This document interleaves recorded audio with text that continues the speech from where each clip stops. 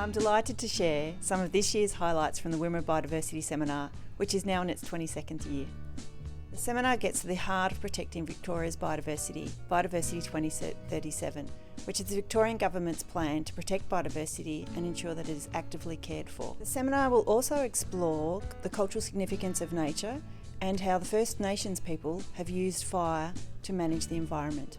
Many organisations have been involved in the preparation of this seminar. I hope you enjoy the highlights.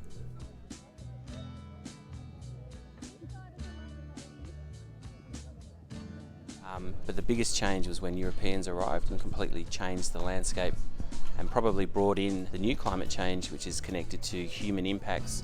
So you've got warmer weather, drier weather, and this impacts cultural heritage. I looked at one type, which is culturally modified trees, and how this new climate change is affecting them. They're disappearing at a faster rate because of that. It's drier, but there's also an increase in bushfires. We're still working in that changing landscape. We know that in the future there'll be a variable climate and the landscape will still see flooding, but that'll be in perhaps different regimes that we haven't seen before.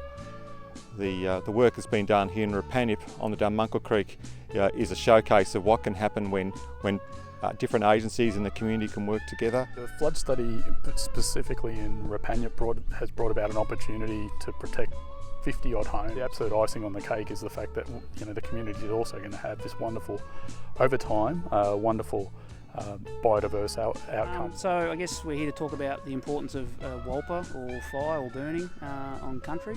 We believe it's probably more about a responsibility as traditional owners of our land to look to reintroduce our past practice of caring for country through fire as a tool. Obviously investing a lot of that into the next generation of kids coming along. We're in the period now of rebuilding and rekindling that practices and passing that knowledge along. Part of that management is to discover ways of reintroducing native species. I guess the technique of traditional burning is around cool lit fire or point ignition fire, and it's really looking at the right time of year to do it.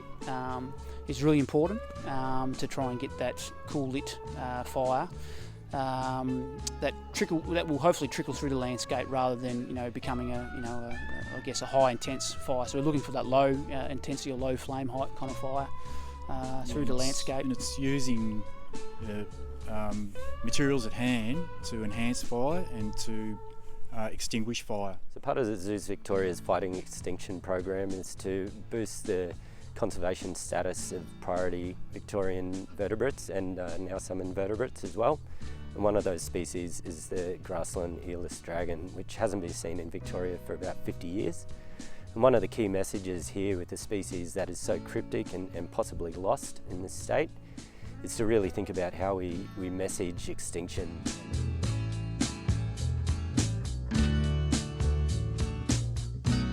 Part of that is about loving and the messages of love rather than loss, and try and keep people on board with conservation stories rather than give them conservation fatigue. So in this changing world, it's critically important that we monitor, because as the climate changes and the species around us respond to that change, we need to know better about what they're doing and what our management does for them.